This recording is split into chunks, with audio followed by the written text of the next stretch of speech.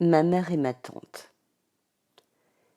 Je sais qu'à ma naissance, ma mère ne croyait pas que je serais une petite fille normale. Je suis persuadée qu'au fond d'elle-même, elle avait l'intuition que je ne serais jamais comme les autres. Sa vie serait une lutte permanente. C'est une femme de cœur, une héroïne, qui a pour ses enfants une adoration sans bornes. Elle a terriblement souffert d'avoir 2 enfants handicapés. Elle est également une femme de tête. Elle a des idées bien à elle, et elle veut toujours aller jusqu'au bout de celles-ci. Lorsqu'elle se trompe, elle finit par reconnaître ses erreurs et par changer de direction. Mais de cette obstination qui est la sienne, elle tire une force qui la soutient dans son combat. Peu de personnes ont eu à livrer une si longue bataille. Elle est très grande, très jolie et elle sait s'habiller avec goût.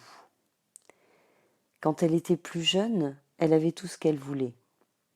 Elle était l'aînée de 7 enfants et avait déjà l'habitude de se voir confier de lourdes responsabilités. Mon père était très fier de l'avoir épousée.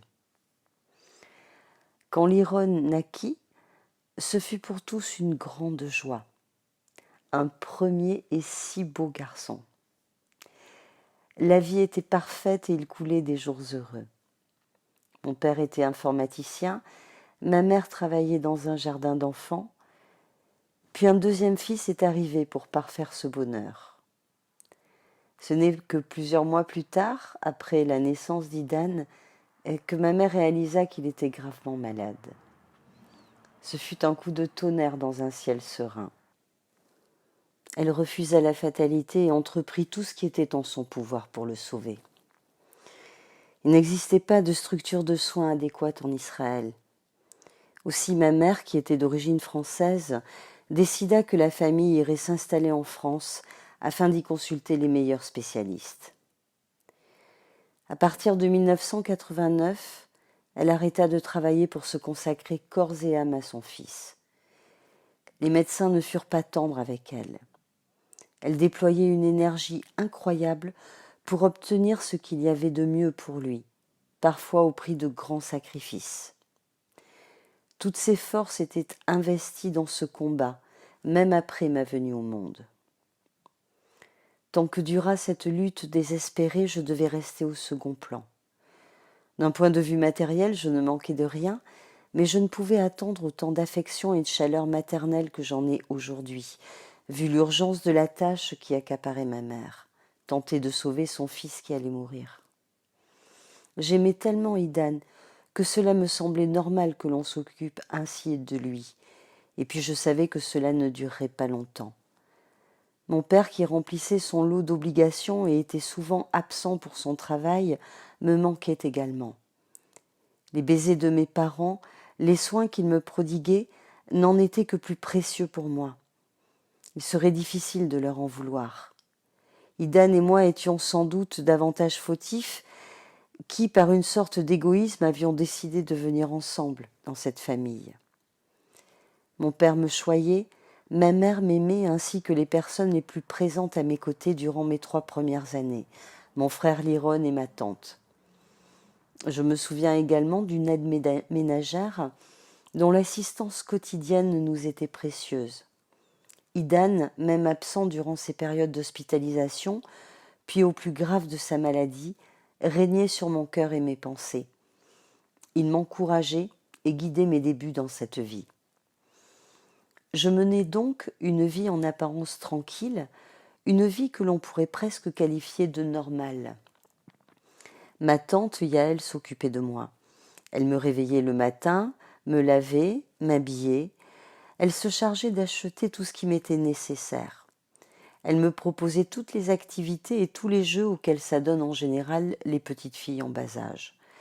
Elle jouait avec moi à la poupée, elle a même essayé de m'apprendre à faire du vélo. Elle cherchait par tous les moyens à me faire plaisir.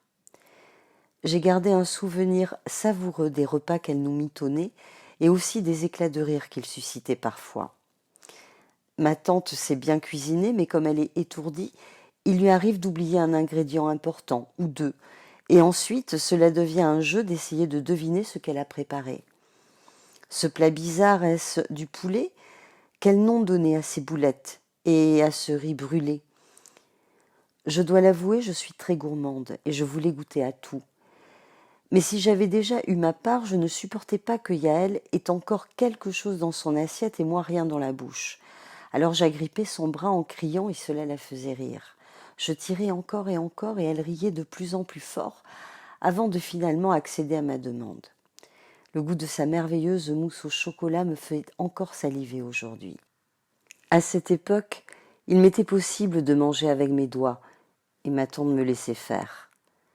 Je me rappelle comment j'enfournais avec délice un peu de ce fondant dessert dans ma bouche et en répandais au passage sur mes joues, sur mes vêtements et sur ma chaise.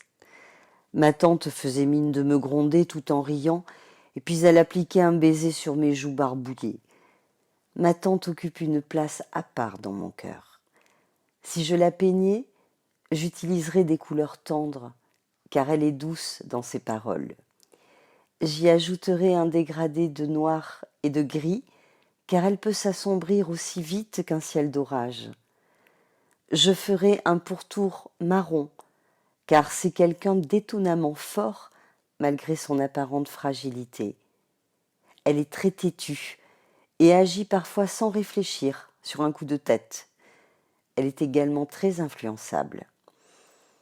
Je me souviens d'instants joyeux durant mes 3 premières années, même si la joie a besoin de légèreté et d'insouciance pour s'épanouir. C'était comme un objet mélancolique auquel nous rêvions mais que nous parvenions rarement à retrouver. Le combat permanent pour la survie de mon frère occupait les pensées de chacun. Celui qui est proche du Créateur est constamment éprouvé par lui. Dans le livre d'Isaïe, il est écrit « Le Créateur donne des épreuves à celui dont il veut la proximité. Si l'homme accepte ces épreuves avec amour, il sera béni par le Créateur. Sa récompense sera d'avoir une grande descendance et d'être soutenu dans son étude. » Le roi David lui-même s'inquiétait de savoir s'il avait droit au monde futur. Et pourtant, ne se levait-il pas toutes les nuits à minuit, réveillé par le son de sa harpe pour chanter Dieu? Ne dormait-il pas comme un cheval pour ne pas perdre de temps et passer chaque instant de sa vie à aimer et servir son Créateur? Celui qui était loin de Dieu, le Messie en personne, avait peur de ne pas avoir part au monde futur.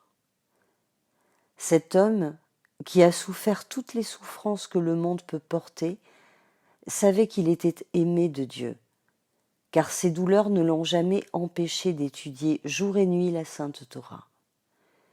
Les souffrances réparatrices empêchent d'étudier, à tel point que l'ange de la mort dut utiliser un subterfuge pour l'atteindre.